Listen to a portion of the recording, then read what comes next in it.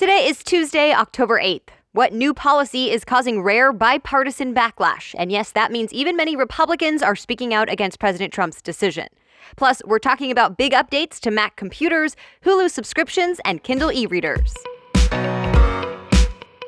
Welcome to the Newsworthy. All the day's news in less than 10 minutes. Fast, fair, fun, and on the go. I'm Erica Mandy. Thanks so much for being here. You ready? Let's do this. President Trump is under attack by many in his own party. The AP reports even some of Trump's strongest Republican supporters are not happy about his latest announcement to withdraw U.S. troops from northern Syria. For example, the number 3 House Republican leader, Representative Liz Cheney of Wyoming, called it a, quote, catastrophic mistake. Senator Lindsey Graham of South Carolina called it a, quote, shot in the arm to the bad guys, saying it'll cause chaos in the region. Former Arkansas Governor Mike Huckabee said, while he usually supports Trump's foreign policy, this is a, quote, huge mistake. Many believe the move will ultimately help Russia, Iran, and the Islamic State, and that it also means the U.S. is abandoning a major U.S. ally. We're talking about the Kurds. They've been fighting ISIS alongside American troops for years. But Turkey, on the other side of the border with Syria, doesn't like them and plans to attack as soon as the U.S. steps aside. Critics, including lawmakers from both parties, say the U.S. is basically leaving the Kurdish fighters to die. The Hill reports lawmakers in the U.S. are even preparing a resolution to show how unhappy with this decision they are. But Trump says it's time for our troops to come back home.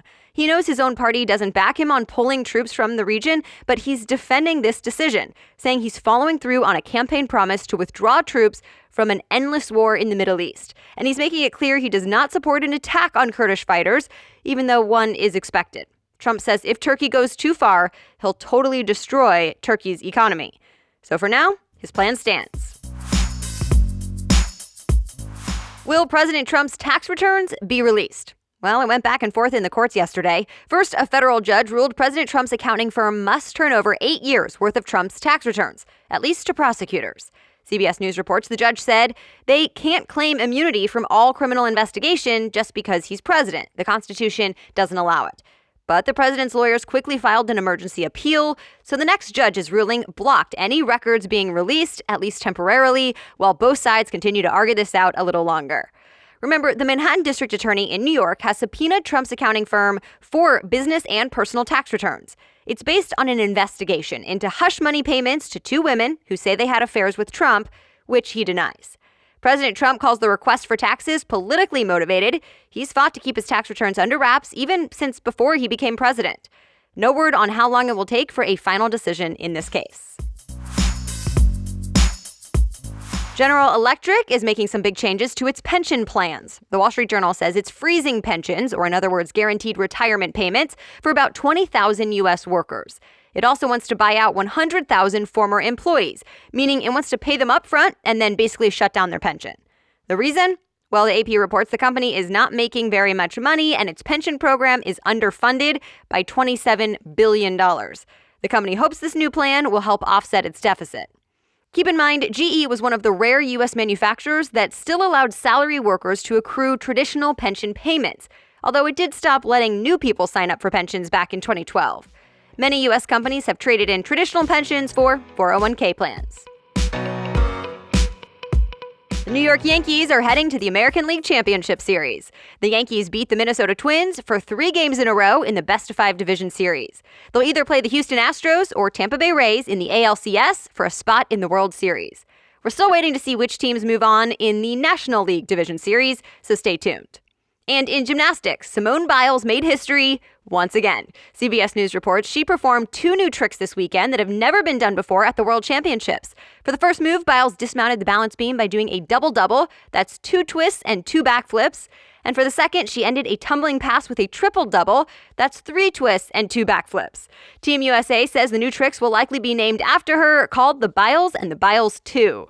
By the way, Biles has done these tricks before, but they have to be done at a major international competition to be named after the gymnast. All right, more news ahead, but first, let's take a quick break to thank today's sponsor, Noom.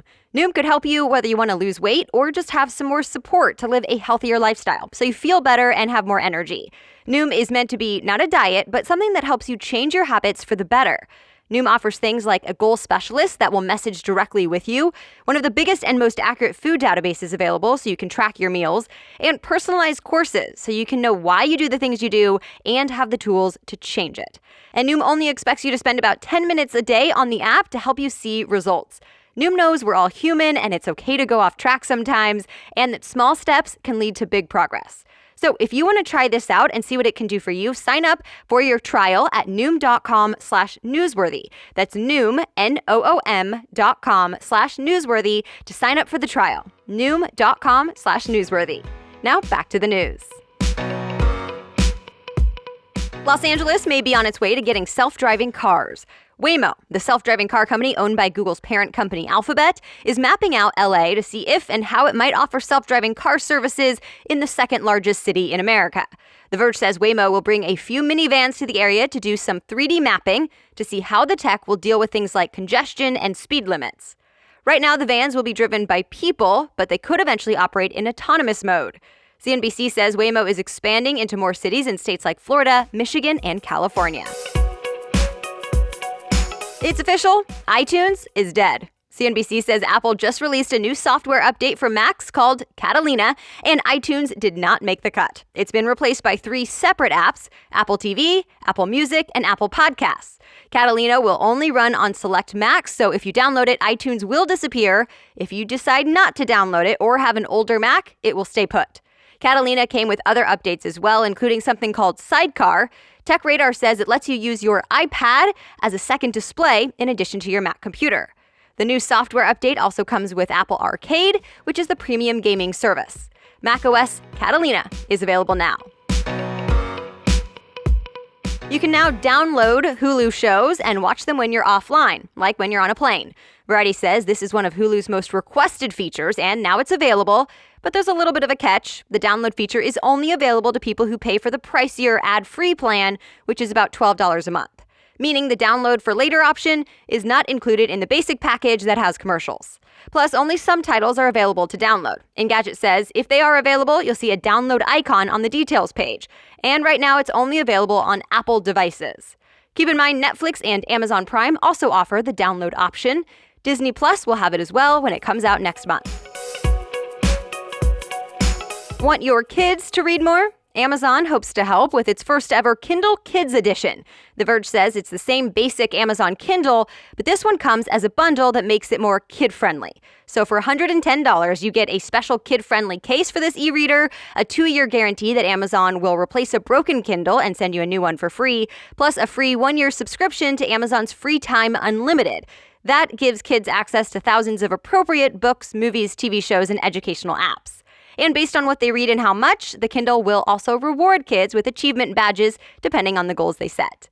The kids' Kindles are available for pre-order today and will ship at the end of this month.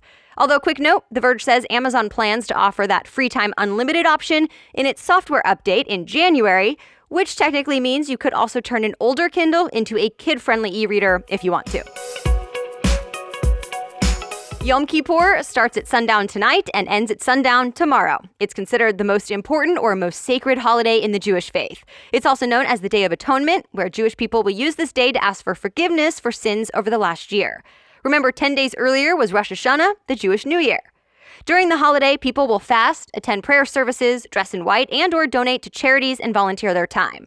Family and friends often get together this evening for a feast, then they fast, and get together again tomorrow night for a festive meal to break the fast.